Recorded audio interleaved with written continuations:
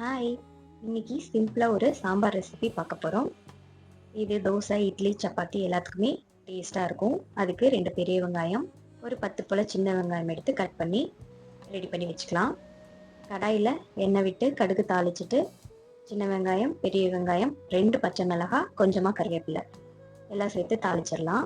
நல்லா வதங்கினதுக்கப்புறமா 2 சின்ன சைஸ் தக்காளி எடுத்து அதையும் கட் பண்ணி இதோட சேர்த்து வதக்கிக்கலாம். அடுத்து ஒரு 4 உருளைக்கிழங்கு எடுத்திருக்கேன், அதையும் ஸ்லைஸாக கட் பண்ணி இதோட சேர்த்து நல்லா வதக்கி எடுத்துக்கலாம்.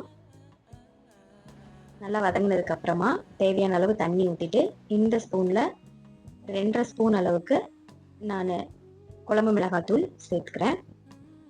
தேவையான அளவு உப்பு போட்டு தட்டு வச்சு மூடி நல்லா கொதிக்க விட்டுறலாம். அடுத்ததாக அரை மூடி தேங்காய் எடுத்திருக்கேன், அது கூட கொஞ்சமாக பொட்டுக்கல்லை சேர்த்து நல்லா தண்ணி விட்டு ஃபைன் பேஸ்ட்டாக அரைச்சிட்டு இதையும் சாம்பாரில் கலந்துக்கலாம். நல்லா கொதி வந்ததுக்கு அப்புறமா கலந்து விட்டுருங்க.